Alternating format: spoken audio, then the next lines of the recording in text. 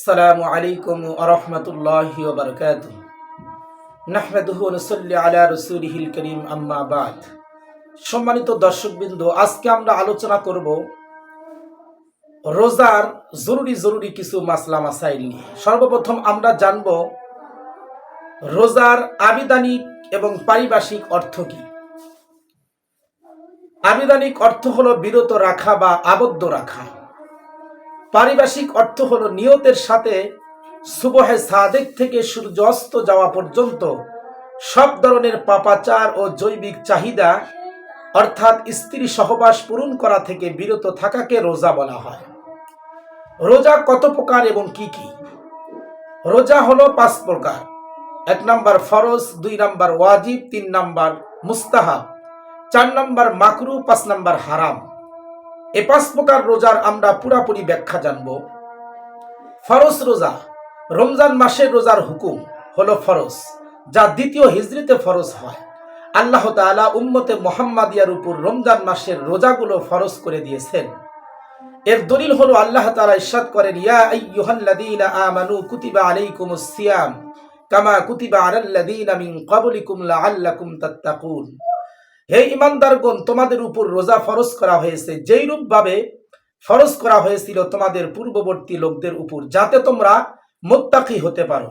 অন্য জায়গায় আল্লাহ পাক রব্বুল আলামিন বলেন, শাহরু রমাদানাল্লাযী উনজিলা ফীহিল কুরআন হুদাল লিন-নাস ওয়া বায়্যিনাতিম মিনাল হুদা ওয়াল ফুরকান ফামান শাহিদা মিনকুমুশ শাহরা ফালইয়াসুম। রমজান হলো সেই মাস যে মাসে কোরআন নাজিল করা হয়েছে, যা মানব জাতির জন্য হিদায়াত ও সুস্পষ্ট পথ নির্দেশক এবং হক ও বাতিলের পার্থক্য নির্ণয়কারী। কাজেই তোমাদের মধ্যে যে ব্যক্তি এ মাস পাবে সে যেন অবশ্যই রোজা পালন করে। দ্বিতীয় দলিল হলো হাদিস শরীফে বর্ণিত আছে, হযরত আব্দুল্লাহ ইবনে ওমর রাদিয়াল্লাহু তাআলা আনহু থেকে বর্ণিত, তিনি বলেন, রাসূলুল্লাহ সাল্লাল্লাহু আলাইহি ওয়াসাল্লাম ইরশাদ করেছেন, ইসলামের ভিত্তি 5টি।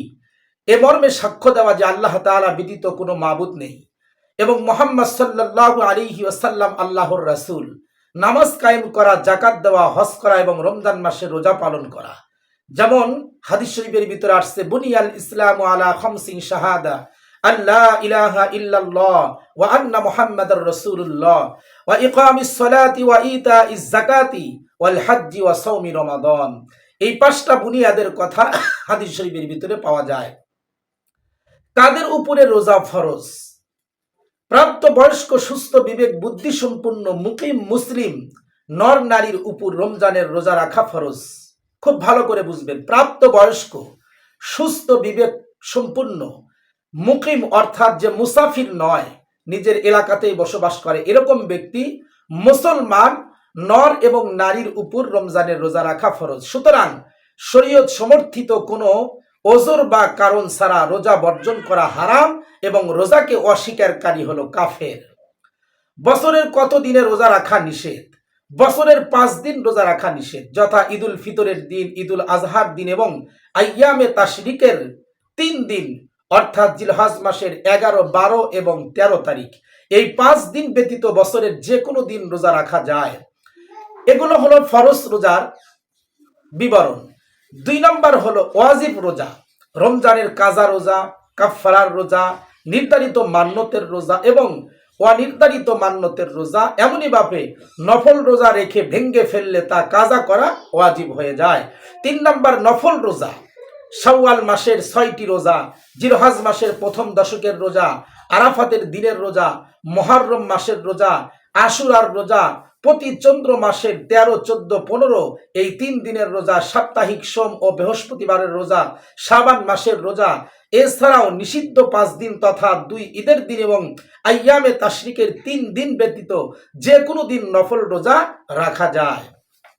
4 নম্বর হলো মাকরু রোজা, হজ পালনরত অবস্থায় আরাফাতের দিন রোজা রাখা মাকরু, বিরতিহীনভাবে রোজা রাখা মাকরু, পানাহার বিহীন রোজা রাখা মাকরু, কেবলমাত্র জুমার দিন রোজা রাখা মাকরু, শুধুমাত্র শনিবারে রোজা রাখা মাকরু। 5 নম্বর হলো হারাম রোজা, 2 ঈদের দিন এবং কোরবানির ঈদের পরবর্তী 3 দিন রোজা রাখা হারাম। মহিলাদের হায়েস নিফাস চলাকালীন সময়ে রোজা রাখা হারাম। এ পর্যন্ত আমরা রোজার অর্থ এবং রোজা কত প্রকার এবং কি কি এ নিয়ে আমরা আলোচনা করলাম। আগামী পর্বে ইনশাআল্লাহ আমরা চাঁদ দেখার প্রসঙ্গে বিস্তারিত জরুরি কিছু মাসলা মাসাইল নিয়ে আলোচনা করব ইনশাআল্লাহ। আমাদের সাথে থাকার জন্য ধন্যবাদ। আসসালামু আলাইকুম ওয়া রাহমাতুল্লাহি ওয়া বারাকাতুহু।